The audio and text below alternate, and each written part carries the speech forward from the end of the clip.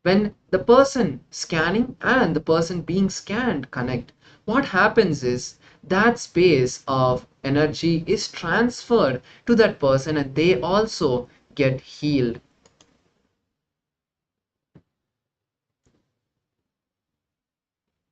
So the Paramashivoham level 1, 2 and 3 will be starting tomorrow at 7 a.m.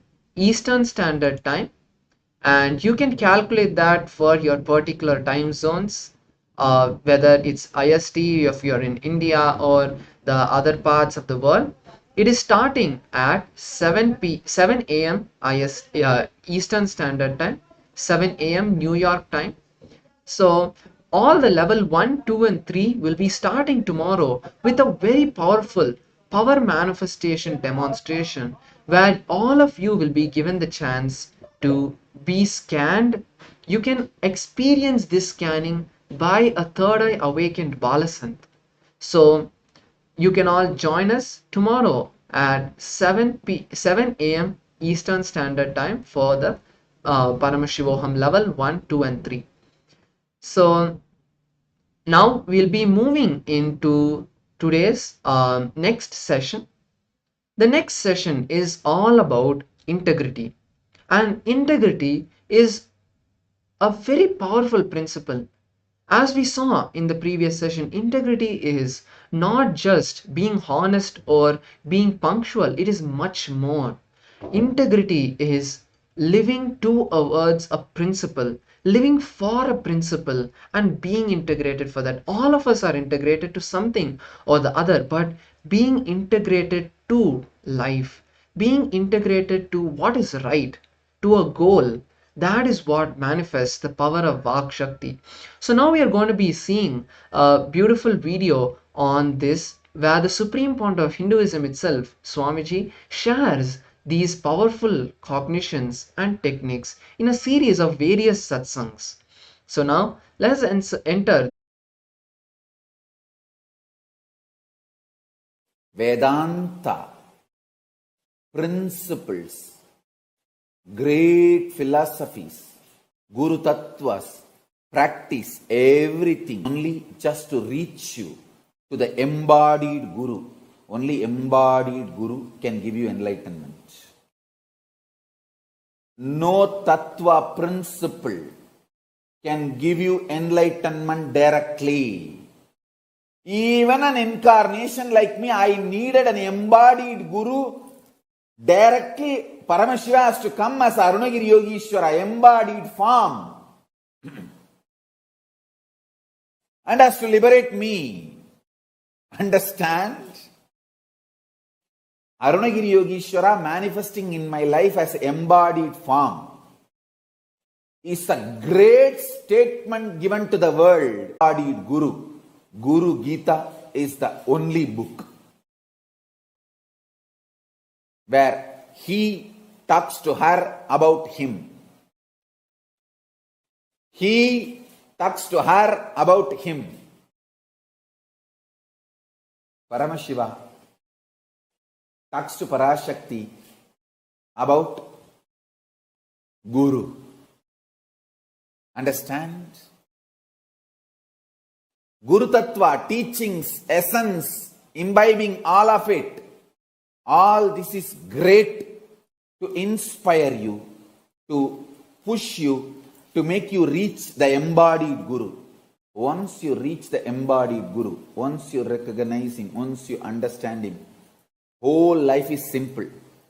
Exactly, I'll tell you the essence of teachings I learnt from my Guru, Arunagiri Yogishwara.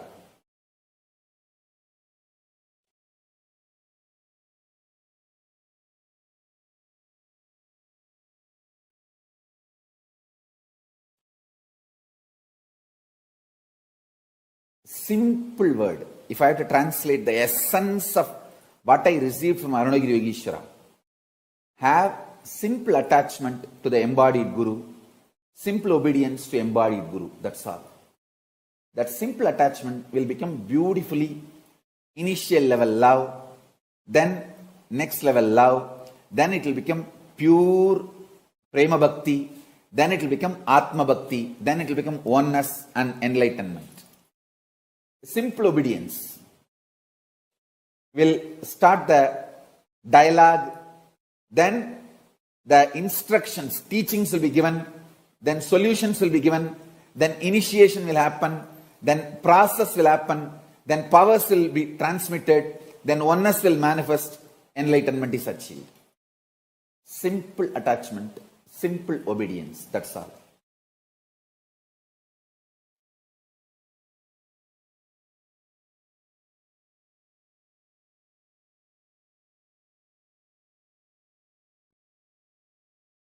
All teachings, Guru Tattva, essence to be imbibed, all this ultimate truth, everything is only to connect you to the embodied Guru. Once you have reached the embodied Guru, after that only one teaching, simple attachment, simple obedience, that's it.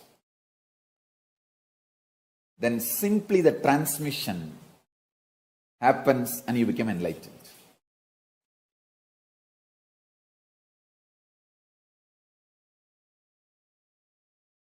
Especially if you are my disciple, you have a special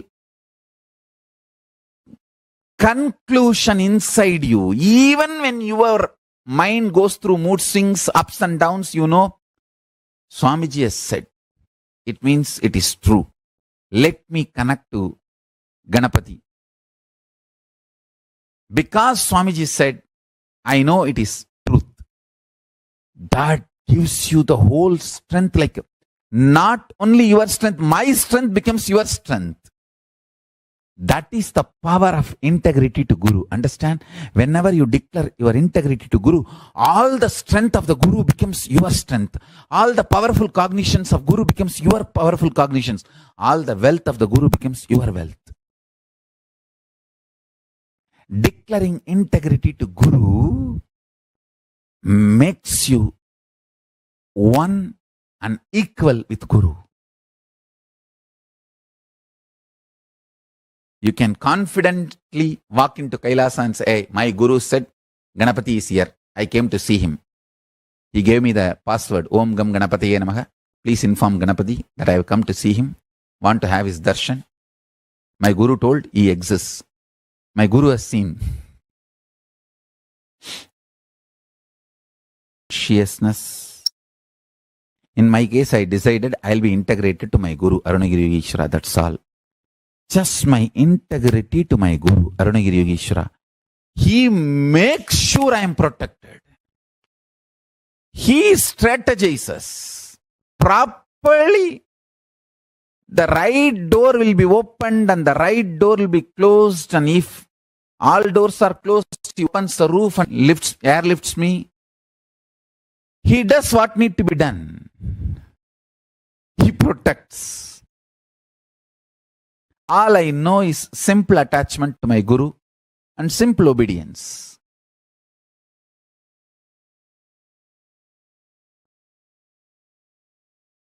He clearly sends the instruction in the buddhi without any doubt. He just clearly speaks, clearly manifests. I tell you,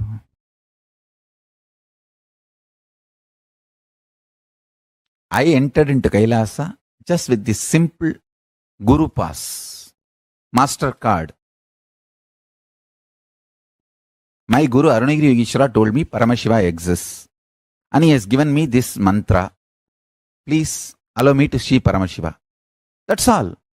The doors of Kailasa opened and I saw Paramashiva was there. When I saw, I realized my Guru only is Paramashiva. There is no other surprise. Paramashiva came as Guru and gave me the initiation and password and master card and showed me. That's it. He has to come as a Guru because He need to talk to me in the language I understand, and he need to give me the confidence in the form I can connect with. So he assumed the form of my Guru, Arunagiri Yogeshwara, and initiation. That's it. One powerful cognition. Master is master card. Master is master key. Simple integrity to Guru's words. My Guru has said Ganesha exists. He is alive. He exists. Ganesha is there.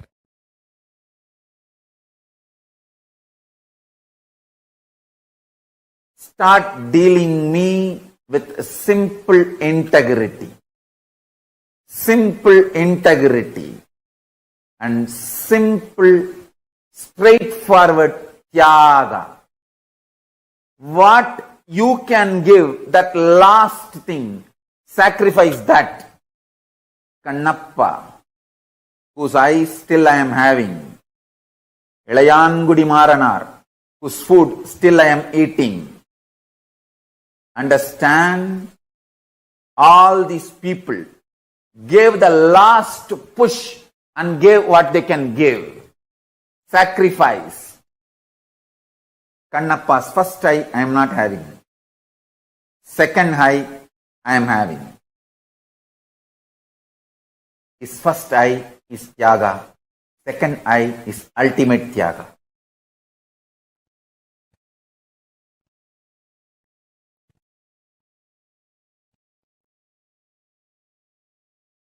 When Ilayangudi Maranar and his wife cooked food for me, they tied cloth on their nose because they did not eat for 3 days. If they smell the food, their mouth may give saliva, so food will be dirtied because mentally they wanted to eat. Uchishta. So they tied the cloth and cooked for me. That tyaga still I am enjoying. Understand?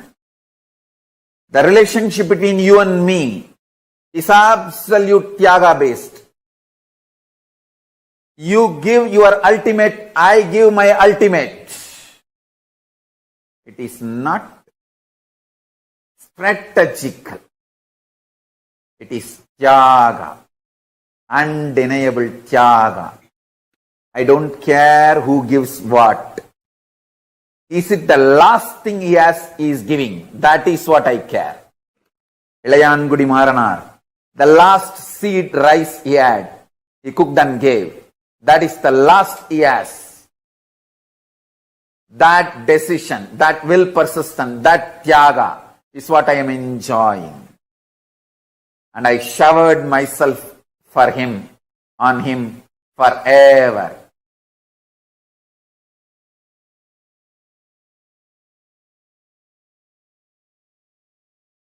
Tyaga is the bridge between Guru and disciple, not any other strategy. Fifth, simple one-liner. Simple attachment, simple obedience. That's it.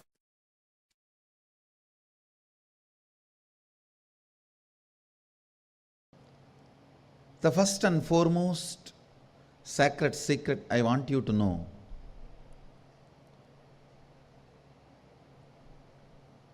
Integrity is falling in love with your higher personality. Understand? You do have Sadashivatva in you. You are hardwired for it. It's not that your Sadashivatva is gift from somebody. No. Understand? Just like how when you fall asleep, you put an alarm and tell the alarm, hey, wake me up tomorrow morning.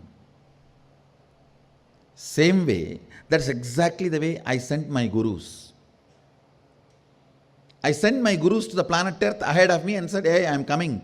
Wake me up when I assume the human body. See, assuming the human body is almost like a For you guys, how entering into deep sleep and dream state, it's exactly the same way for me to enter into the Jagrat state and assume the human body. My alarm clocks were my gurus. Hey, wake me up. Understand? They just reminded me to fall in love with my higher personality, Sadashiva. Arunagiri Yogeshwara is nothing but all my fantasy, how I wanted a guru to be enjoyed. It personified and became reality is Arunagiri Yogeshwara.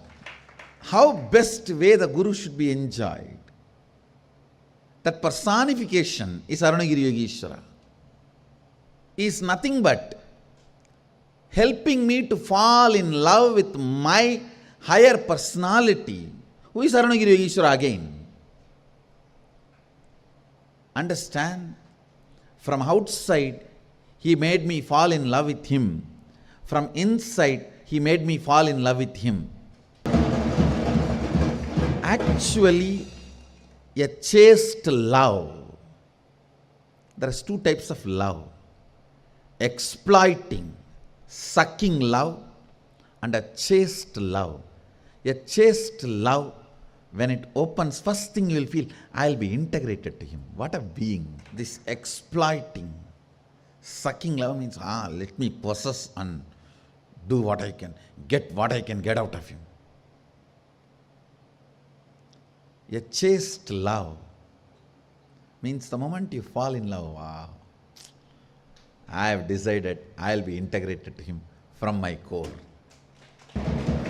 That is the first decision I took when I had darshan of Arunagiri Yogeshwara. Wow.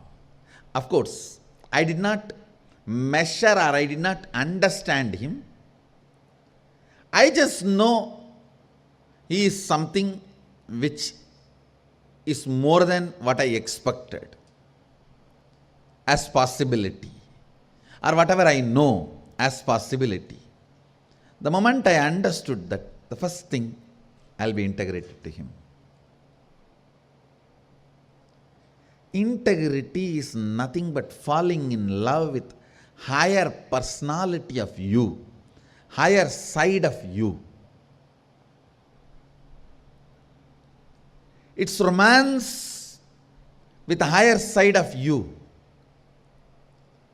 It's romance with a higher possibility of you. I saw Arunagiri Yogeshwara as my higher possibility, my higher personality. When I fell in love with him, when I decided to be integrated to him, it just became flowering of me. Understand? In the ethics of Kailasa, see, the ethics of Kailasa is the laws of secret life.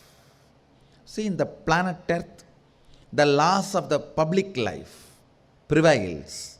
In Devaloka or Asuraloka, laws of personal life, private life prevails. Understanding between you and Devendra, understanding between you and that Bahubali or Mahabali, whoever, head of the Asuraloka, that's all matters in those lokas.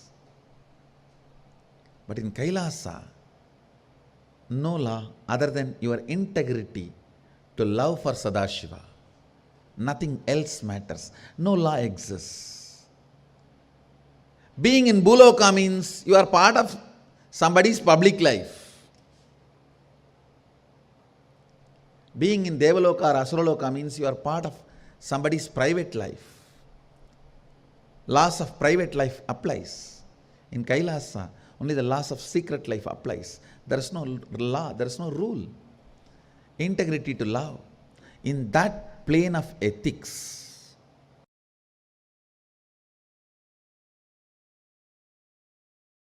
listen carefully. The vibrant presence of Paramashiva called Parashakti. Understand? The vibrant presence of Paramashiva called Parashakti.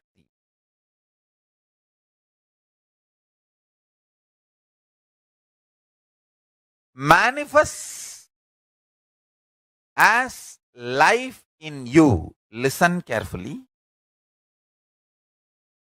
The vibrant presence of Parashakti manifests as life in you.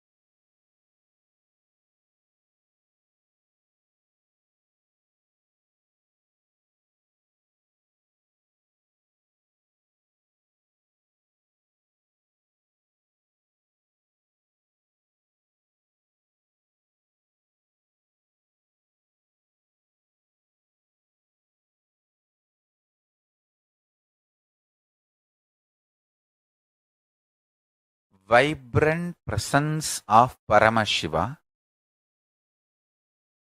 manifests in you as Parashakti, as your life, even beyond your SDHD,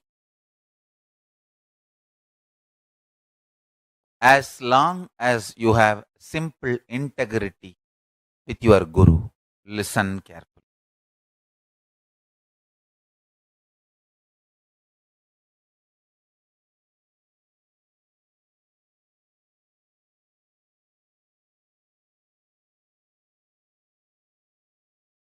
This powerful cognition can manifest the life as you consciously visualize.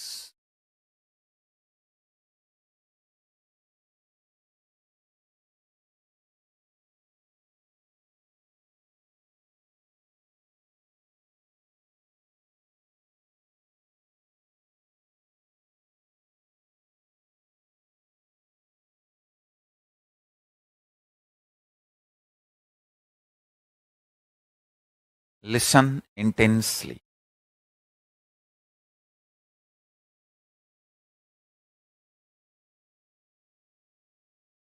Paramashiva, his presence is Parashakti. Whatever you consciously visualize as Paramashiva can manifest as your life. Even if you have SDHD, self-doubt, self-hatred, self-denial, will it manifest or not? You have simple integrity with Guru. His initiation, the power of his initiation will make you manifest your conscious life you aspire for you. This is one of the most important Rajavidya. Rajavidya Rajaguhyam Pavitram Idamuttamam. Royal knowledge and royal secret and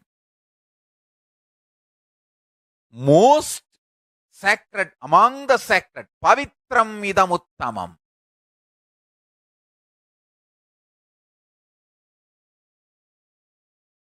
Understand? simple integrity, simple feeling connection with a Guru goes on awakening your Kundalini Shakti and transforms your very DNA and raises the Kundalini Shakti. More and more power.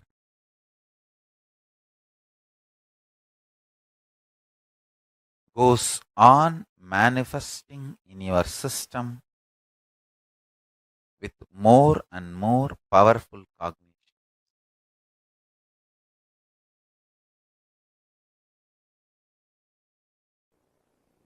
So listen. If you are my disciple, what I am doing now to you is Shaktipada. What you go through now will be Shaktipada. Listen.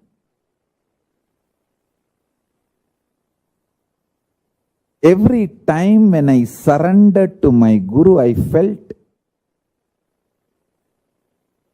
my surrender to my Guru empowered me, not him. He did not get empowered or he did not get any power over me. I got empowered. Actually, I got the power over him and I got empowered. When I became his puppet, I became the most powerful Parameshwara. I did not lose anything. I only gained everything. I tell you, when I started realizing this, my surrender became intense. My surrender became intense.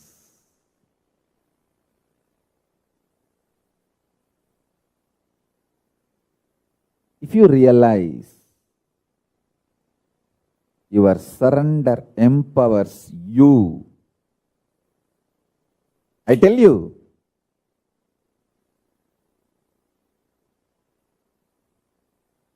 if you realize your surrender empowers you, your surrender gets more and more intense. And the higher realities opens for you.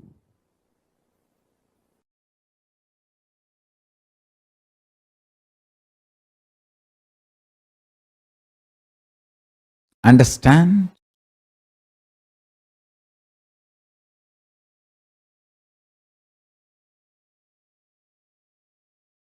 Drop negotiating with Guru. Negotiate with the whole world for Guru. Stop negotiating with Guru.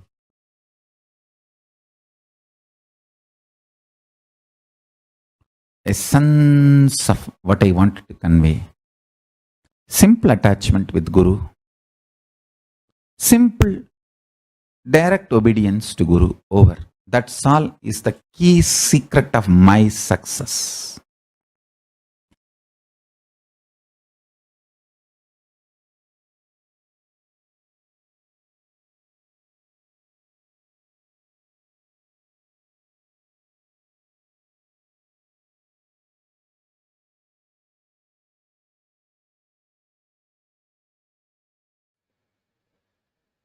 Yes, Nityananda, and welcome back. So that was a beautiful satsang where we saw Swamiji share the powerful cognitions about integrity and the simple integrity with the Guru. How? Just by experiencing simple integrity, just by experiencing simple integrity, we can manifest anything we want because we can tell, for example, how Swamiji shared, Mahaganapati, my Guru has initiated me, has blessed me with this power. So please manifest the experience of removing all the obstacles in my life, and you will see that happen in your life. So for this to happen, let us enter a small internalization exercise to complete with all the incompletions we have with regarding the integrity. So the essence of this session is my simple integrity to the Guru is all I know is what he loves, I will love. What he hates, I will hate. What he wants, I will want. What he doesn't want, I will not want. That is all. That is called simple integrity. The thing is, it is not bounding you to a particular set of lifestyle, but it is just out of love. For example, when you love someone, whether it's your parents or your children or your spouse, what you would do is you will do whatever that person loves. You will not do what that person does not love. When you are in that space, you will see the best manifestation of relationship happens. So, getting back to integrity is deleting all the wrong ideas you have about life, body, mind, consciousness, time, universe, about everything. Deleting all of that and updating yourself with the new software is integrity. So now you're going to be doing a small process where you're going to be bringing yourself back to integrity by declaring from this moment, I will maintain my word as my life. I will express to others or words I cherish inside. I will treat that as life. That is for the future. Past decalcification needs to be cleaned, detox, and needs to be done. Then only what you will declare as integrity will start happening in you. So now, let us take a few minutes to declare to life and to Swamiji that from now I am going to be integrated with the words I give, with the life I am living. Declare your integrity, and you will see the manifestation of life intensely happening inside you. So now, let us take a few minutes to declare that all the commitments we give ourselves, we give others, and we give life is going to be the life that we hold, is going to be the final.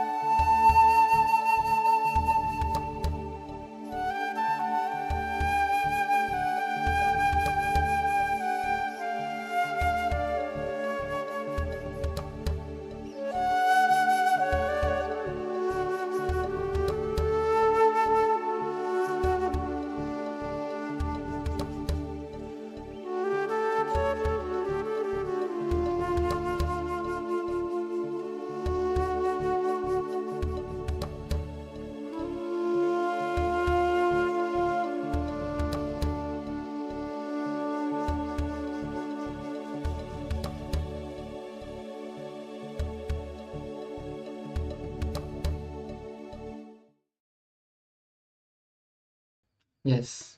Now, slowly, very slowly, relax from this completion process. Now that we have made the declaration to be in integrity, let us now move into another round of power manifestation. So in this round of power manifestation, we are going to be moving to the next level of scanning. So in the last round, what we scanned was, we scanned ourselves for any ailments and anything related to our body. Now we are going to be moving a step further. This time we are going to be scanning our blood pressure. So the blood pressure is measured using the BP meter, and if you have a smartphone or a smartwatch that can measure the BP, the blood pressure, you can use that as well. Otherwise, if you don't have a BP meter, you can scan for your pulse. The power is very simple. So now we are going to be connecting with Paramashiva. How we did the body scanning in a very similar way. Visualize our body is filled with Paramashiva's energy. Then close your eyes and request Paramashiva to reveal the blood pressure of your body. Once you do that, then you will be able to see the answer to your blood pressure, the count of your blood pressure, and then you can write it down and verify it with any of the gadgets. So let us enter this manifestation. Please sit down and close your eyes. Let us take a moment to first visualize the Supreme Pontiff of Hinduism in our inner space. Now start chanting the Mahavakya and then request Swamiji to reveal the power inside you. Request Paramashiva to reveal the answer to your blood pressure. Let's begin.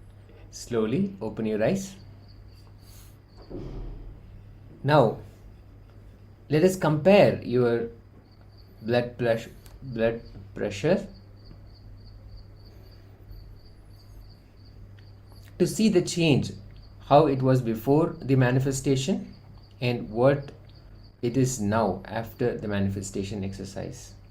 Let's quickly compare and see the change, the declaration that you made and the change that happened in your blood pressure.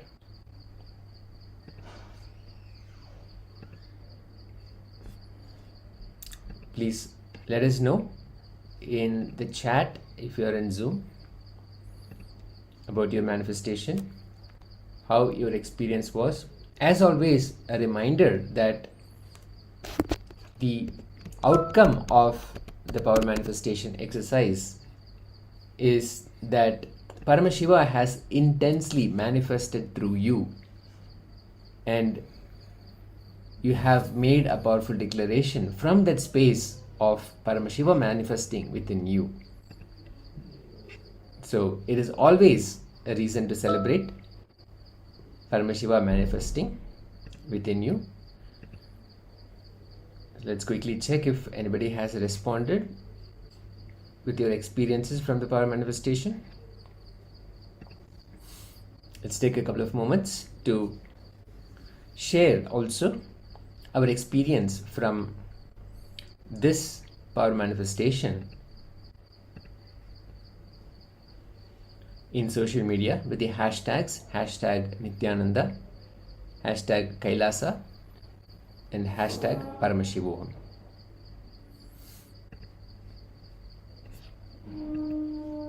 Okay, we'll now enter into the next session. So now we are going to be learning the second principle, and that is authenticity. So in the previous session, all of you learned about the principles of integrity and how to bring integrity in our life and the various benefits associated with that.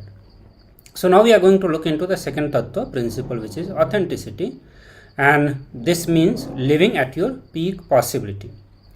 So whatever we believe as we have some inner image, what we know as what we believe about ourselves, and what we project as ourselves to others, which is outer image, and how we fulfill others' expectations about you, which is the others' image, and how we experience life for ourselves, living at the peak in every dimension of yourself, is the authenticity. So we all have come to certain understanding about what is inner image, outer image, others' image, and the life image. In each of these images, what we believe, living at the peak of all this belief, is what authenticity is. So the inner image, outer image, in all the image, you are going to live your peak possibility that you have. So we will work on aligning all those to the highest possibility in coming sessions. So there is a difference between honesty and the authenticity. So the moment it comes about being authentic, we generally relate this with the honesty, but this is not honesty. That is completely different. Honesty is a socially good quality, whereas authenticity is a spiritual quality, and honesty is only the first step, initial step, whereas authenticity means living the spiritual truths authentically. So whenever we talk about being honest, many times if our weaknesses is, if we just accept that weakness, that becomes honest. So if I did certain mistake, if I decide, okay, I'm a poor guy, this is the way I can live, that also becomes a honesty. But when it comes to authenticity, you always align yourself to the highest possibility of you. So let's say in one area you say that, okay, that is the way I am, which is not a true reality about yourself. You are Paramashiva. So living from that highest possible cognition about yourself and functioning from that is authenticity, means always functioning out of the powerful cognition, stretching yourself to the highest possibility of you is living authenticity. Whereas honesty means wherever, whatever you are, the state you are, just accept that itself is honesty. So there is a major difference between honesty and authenticity. Authenticity will help you to experience and realize that you are Paramashiva, and it will continuously help you to expand in your life. whereas honesty do not have any of this quality. So continuously expanding your outer image, inner image and fulfilling others' image is authenticity. Taking responsibility even for what others believe you to be for them is authenticity. So with authenticity, because there is no more space for unconscious living, you will always be aware of the causes and effects that are playing in you. So only when you decide to be authentic, you need to know what is your highest possible inner image, you need to know what is your highest possible outer image, and continuously when you work for it, there will not be any space for unconscious living, which happens when you just live not knowing who you are or what for you are living. So authenticity destroys the fear of failure, and it is due to this fear of the possibility that we get into the space of impossible. This is one of the major problems that all of us face, having the fear of the failure. So whenever we want to take up any new project, we want to do something new in our life, the first thing that comes is the fear of failure. The thought comes whether I will be successful or not, whether I will be able to do this or not. All this kind of thought current can be completely healed with authenticity. So when you bring this principle in your living, authenticity, you will see that the fear of failure will disappear from your life. So now we are going to watch one of the discourses from the Supreme Pontiff of Hinduism, where he talks about how authenticity is the key to manifest the various powers of Paramashiva. So it literally, when you start living authenticity, you will see that how you start manifesting the various possibility of you, the powers of Paramashiva. So let us watch this video.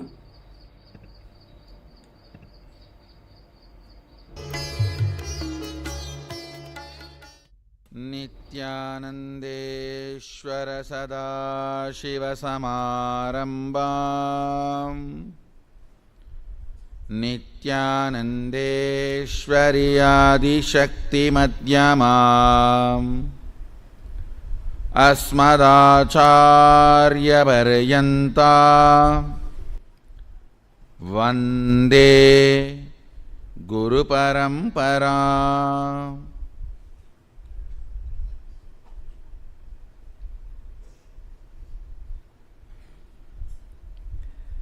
I welcome all of you with my love and respects. I welcome all the devotees, disciples, Sarvanyapita Yajamans, Nitya Satsangis, Srimahans, Mahants, Kotaris, Tanedars, devotees, disciples, visitors, YouTube subscribers and viewers who are sitting with us all over the world at this moment through Nityananda TV, Facebook Live, through hundreds of Adinavasi channels, YouTube Live, and two-way video conferencing having Nainadiksha all over the world. I welcome all of you with my love and respects. I'll continue to expand on manifesting powers. Listen. Manifesting powers is nothing but extension of practicing authenticity. Listen.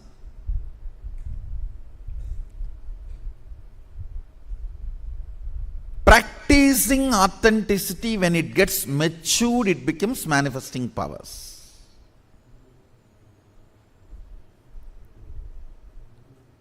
What is practicing authenticity? Manifesting powerful cognitions constantly. If I have the body which gets tired, then I know the signs to get out of tiredness. Understand? What do you mean by saying your body gets tired?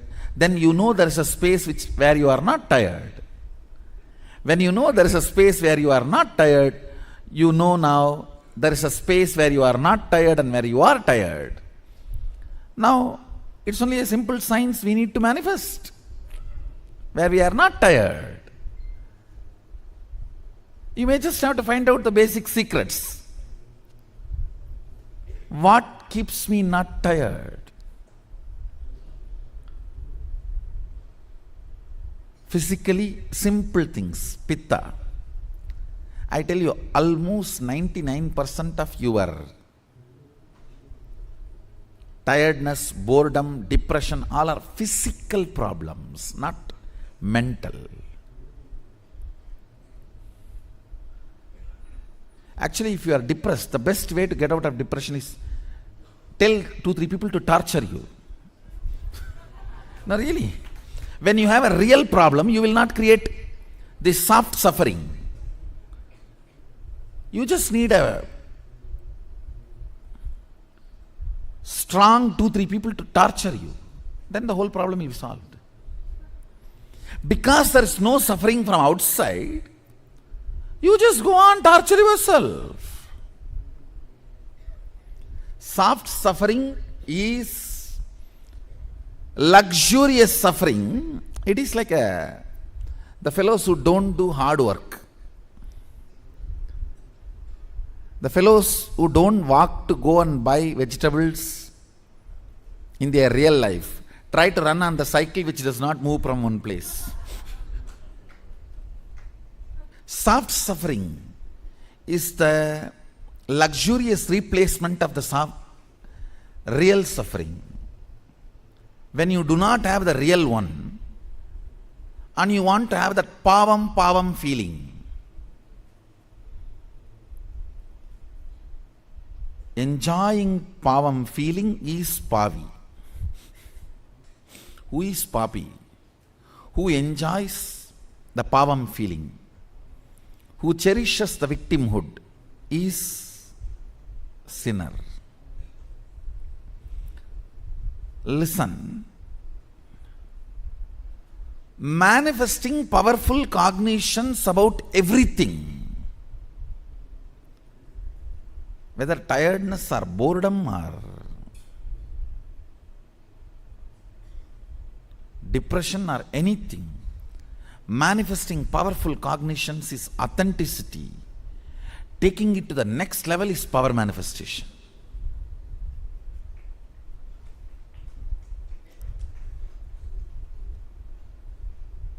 Listen intensely.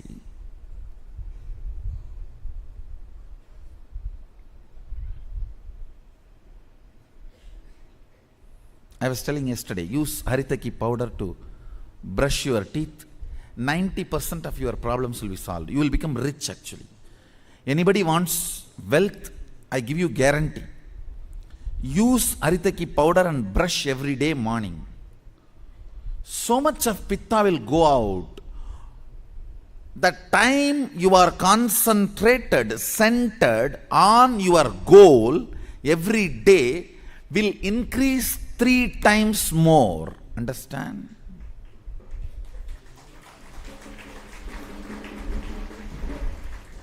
Number of times you remember your goal and align yourself to your goal, and the time you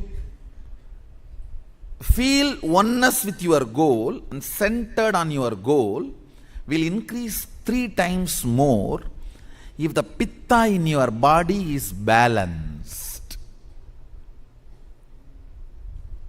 It's a simple technique. Having haritaki powder in your restroom and brushing every morning with haritaki powder will make you rich. Understand? It will also make you beautiful, because when the pitta leaves the system, the skin will start shining, which can never come by fair and lovely. Understand? Listen carefully. The color attracts only the superficial eyes. The shining attracts very being.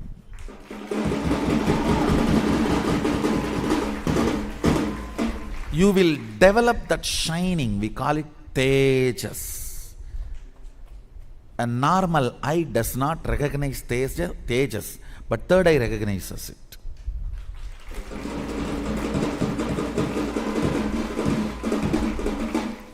Balancing pitta increases the level of tejas in your system. Simple. You may think, God, just brushing teeth with haritaki powder. But you do not know, because your problems are not mental as you think. See, you want to open the door and you are going and hitting on the wall. When will you open?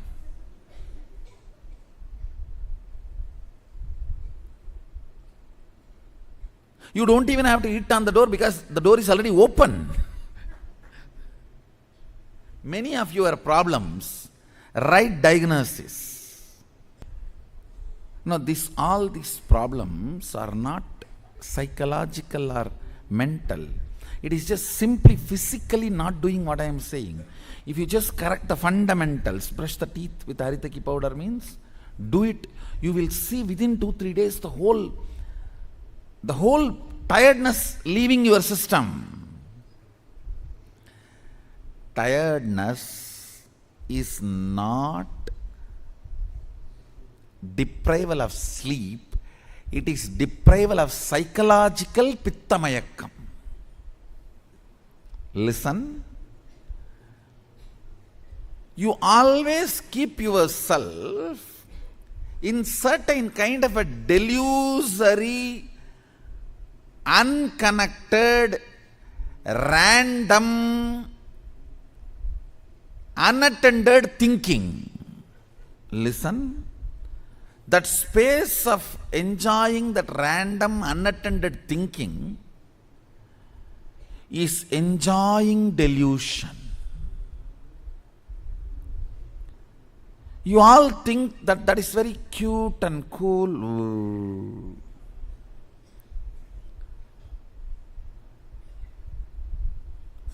But that is the source of lot of tiredness. And if you don't spend time with that, you feel something is deprived, taken away from you.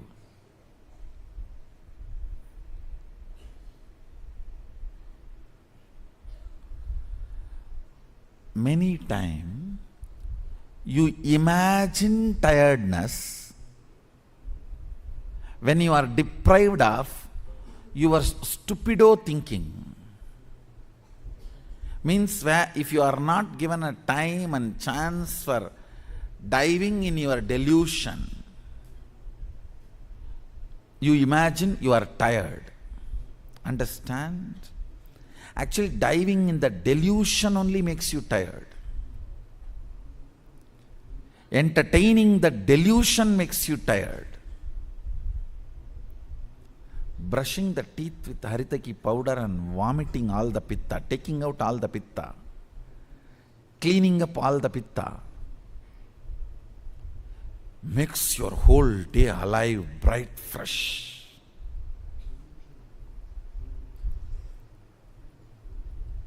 Not only the quality of the sleep increases, the quantity of the hour you roll on the bed decreases. And the idea of tiredness disappears. Idea of boredom disappears. Manifesting powerful cognitions about everything is authenticity. Taking it to the next level is power manifestation.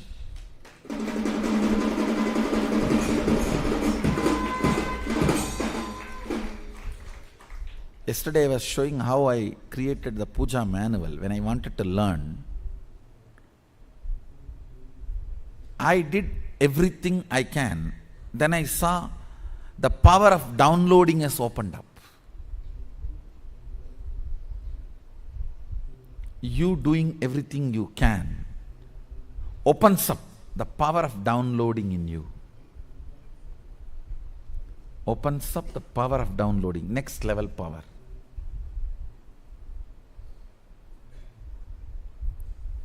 Taking the authenticity to the next level is power manifestation.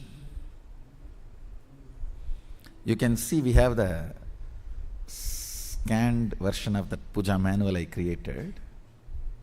When I started learning puja, the red color is the mantra, blue color is the meaning, blue color is the procedure, black color is the meaning of the mantra. And if there is a side line, I have to give a gap. means there should be a break. It's my own handwriting, and those mudras I cut it, xeroxed and cut it from another book.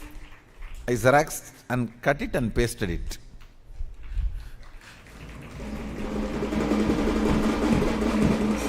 Now when I decided to learn the meticulousness,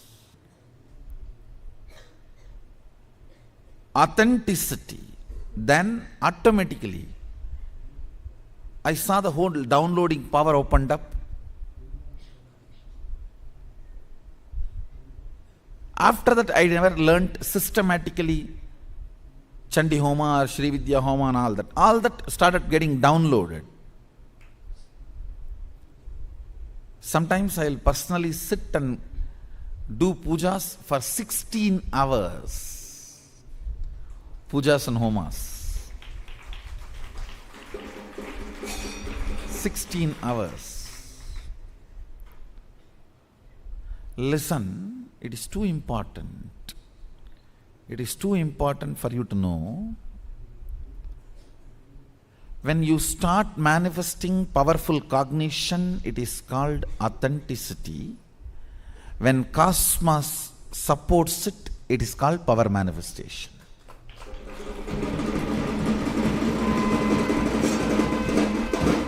When you start manifesting powerful cognitions, it is called authenticity. When cosmos supports it, it's called power manifestation. Without you manifesting powerful cognition, even if cosmos supports, you will abuse it, misuse it. I have seen some of my balasans trying to do that. Because they have a guts, I will protect them anyway. They think they can do anything they want. Yes, you can do, then you damage your body and mind. Who is going to suffer? When you know the solution, if you don't adopt it and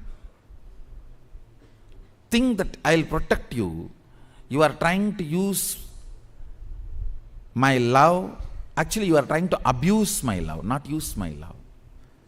Using my love in wrong direction is abusal. When you know the solution and not going for a solution, instead trying to console yourself, oh, I have so much of Swamiji's love and I can manage anything.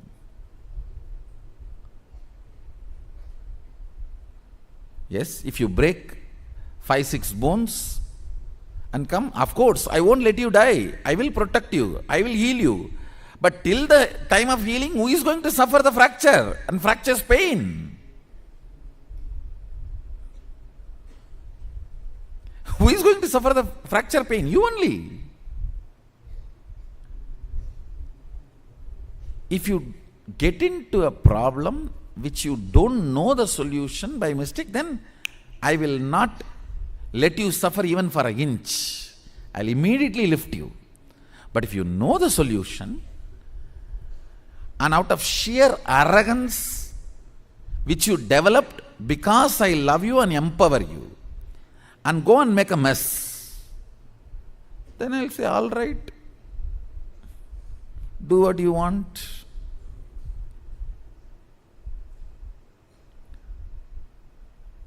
When you don't manifest powerful cognition, even if cosmos supports, you will abuse it. When you manifest powerful cognitions, it is authenticity. When cosmos supports it, it is power manifestation.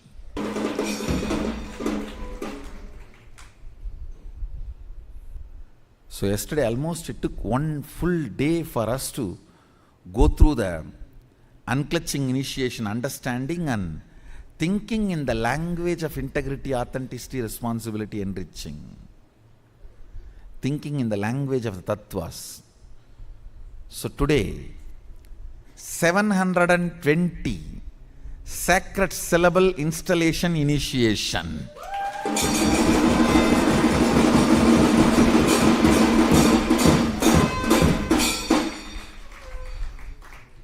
The Nigama of Vamadeva Tantra.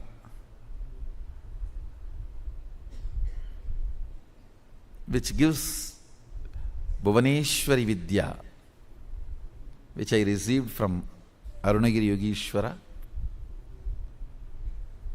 I think first time I am going to do it elaborately with manual.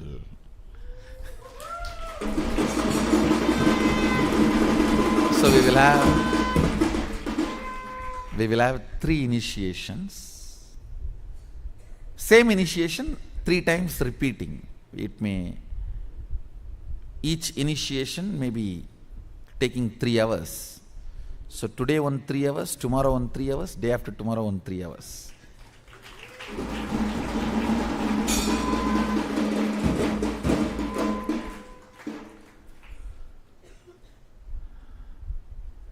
Or maybe we will have today 3 hours and 1 day break and then 3 hours. And anyhow, we will have at least 3. So you guys can get out of all the blind spots and think in the language of tattvas.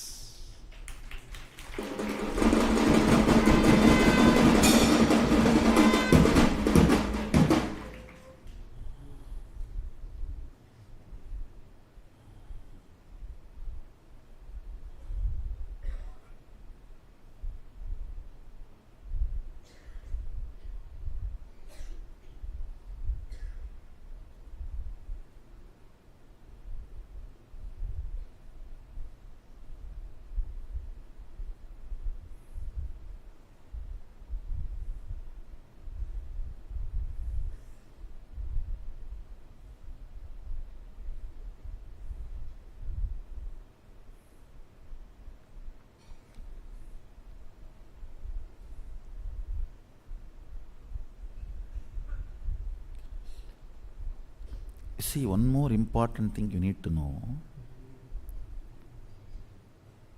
Whenever you feel you are not able to handle yourself, a self-denial or self-hatred, that pattern gushes from the navel to the throat, through that whole area.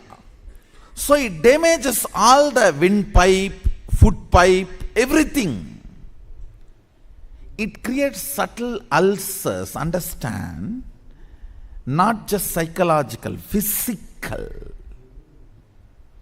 So the brushing the teeth with haritaki powder heals even that ulcers. So this gushing of the self-hatred does not create a strong impact on you because of the reversal of the ulcers. Even for that reason, brush your teeth with haritaki powder every morning. It helps in too many ways.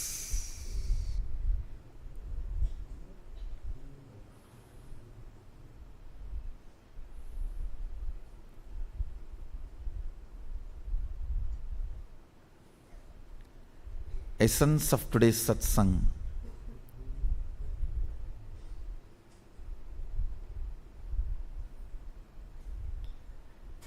When you manifest powerful cognitions about life, it is authenticity.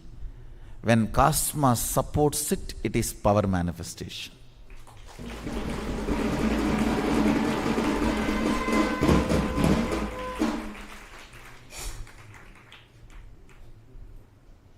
When I decided to write this puja manual meticulously and learn, put powerful cognitions on it, it is authenticity. When cosmos opened the floodgates and started downloading all the puja methods, manuals and the signs, it is power manifestation.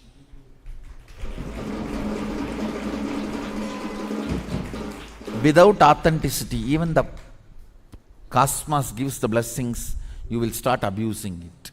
So better become authentic. So when cosmos showers, you will use it, you will not abuse it.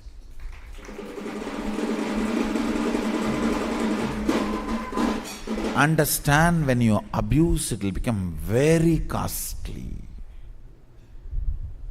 Being an incarnation, I could not get the second BD. Understand? Being an incarnation, I could not get the second BD.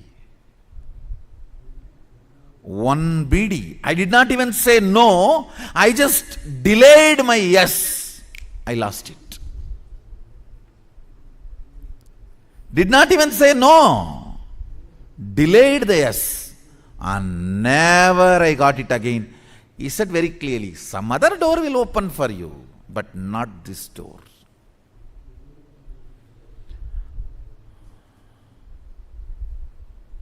When we are inauthentic, maybe if we complete with our inauthenticity, some other doors will open. But that door which opened will never open again. Understand?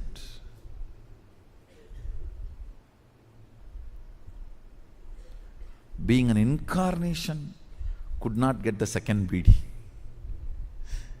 He is about to leave the body and he has declared to the whole city, I am the successor. Visiri Swami, just 2 days before he left the body, I was pressing his feet. By the time I realized my incarnationhood and started the public life, I went there to see him. And he called all the local VIPs and declared in front of all of them, Swamiji is my successor and he is the living Sadashiva. All that has been done and the temple has been asked to get my concurrence before they raise the flag and all the traditional ritualistic handing over. Everything is done. And he may leave the body any day. I was just pressing his feet and I asked him, Swamiji, I am so happy you have done everything, but that BD. He said, no. No. World need to know, whoever it may be, the door once opens and you abuse it or miss it. Second, some other doors will open. It's not that all doors will be closed. Some other doors will open. The same door will not open again.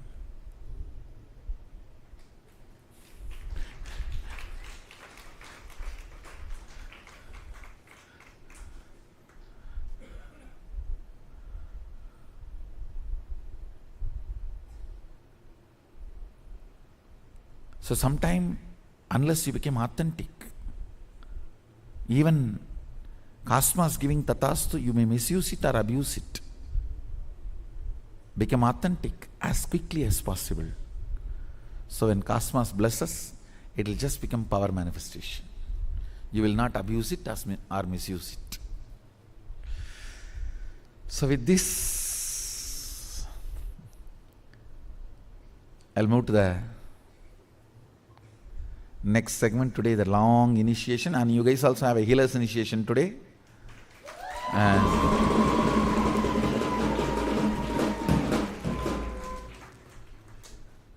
the process you are going to go through today is called Vakishwari Prana Pratishtha, the sacred sounds being invoked in your deha, in your sharira. It will be stitched literally in your body, in your inner space. So you can radiate integrity powerfully without struggling. You can think and evolve in the language of tattvas. Tattva means the basic unit with which cosmos functions. There are 36 tattvas. All the 36 carries a basic quality. Why they do what they do.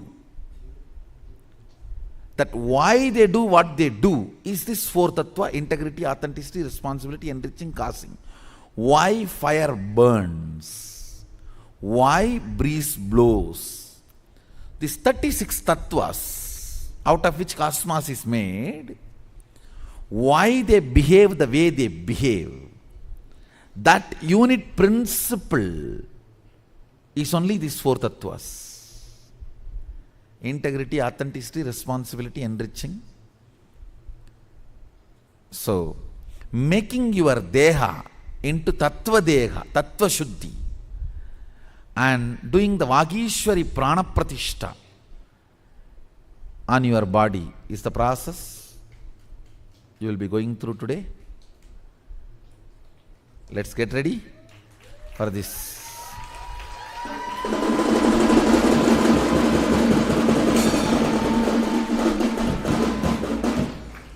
As per the Vamadeva Tantra, the whole process will be happening. Let's get ready. I bless you all.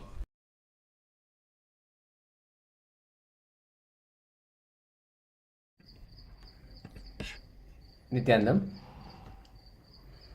taking from the powerful cognitions from the Supreme Pontiff of Hinduism, let us now enter deeper into the truths and internalize them, starting with what is authenticity.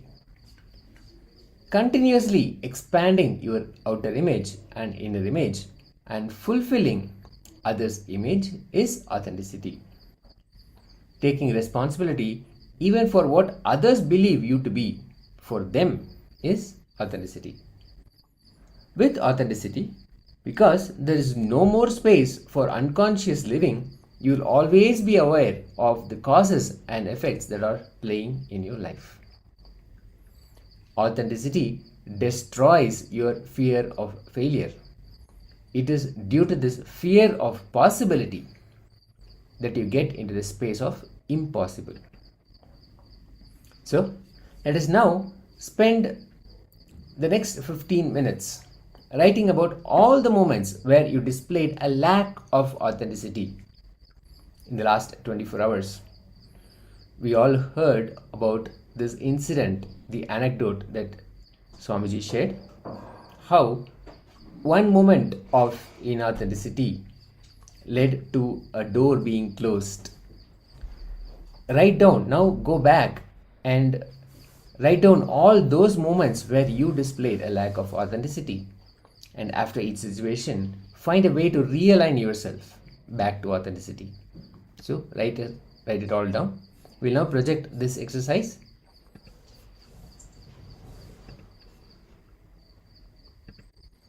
For the last at least 24 hours, let's spend this time to go back and see all these moments, all those incidents where there was a lack of authenticity that you were able to find. Let's start.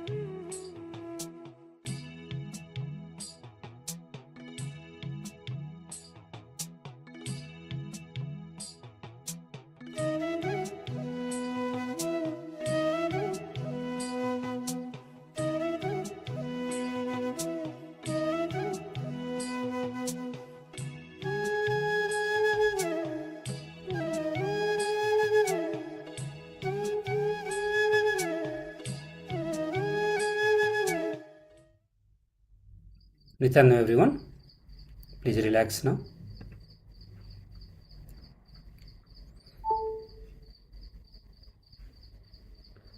So request all of you to relax now.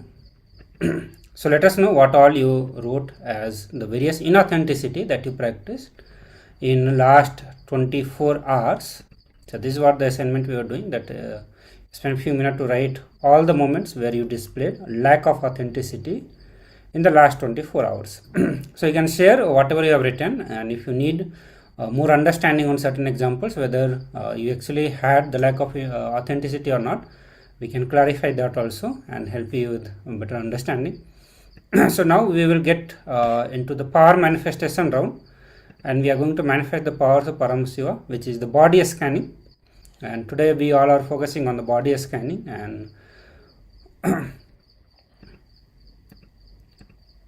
so please get ready. Let's get ready to manifest the power of body scanning.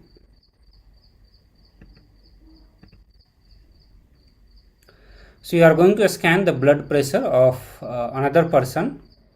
So last round you did the scanning for the blood pressure for your own body, and in this round you are going to do it for one of your partner. So I request all of you to pair up with other partner and ask your partner, and both of you can actually take the measurement of your blood pressure again. So please take the measurement of the blood pressure, and once you are done with that, we'll get into the power manifestation.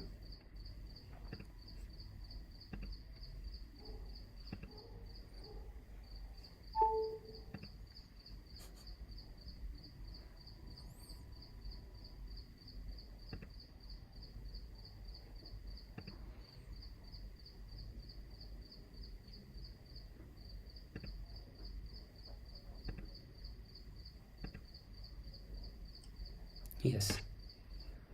So please sit straight and visualize Swamiji in your third eye.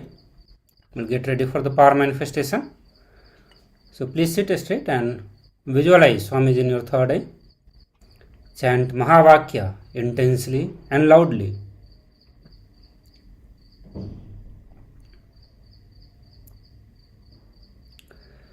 Make the declaration to scan the blood pressure of your partner. Just scan through your third eye and see what Swamiji is revealing, what number he is showing to you. So while you do the power manifestation, that's what Swamiji said, that when you practice authenticity, when you start practicing powerful cognition, that is authenticity, and when the cosmos blesses it, that is what is the power manifestation. So last 24 hours, whatever inauthenticity that you practiced, look into the powerless cognition that you entertained. Look at the thought current from which you operated and decide to change that to powerful cognition. So from powerless cognition to powerful cognition, align that to the powerful cognition. The moment you align it, you make the decision to do it, you will see that the cosmos will shower you with the power manifestation, and you will be able to manifest the power of body scanning. So let us practice this. Chant the Mahavakya intensely and loudly. Make the decision to manifest the powerful cognition. When you manifest the powerful cognition, the cosmos blesses you with the power manifestation. And in this round, you are going to be manifesting the power of body scanning. So please start now.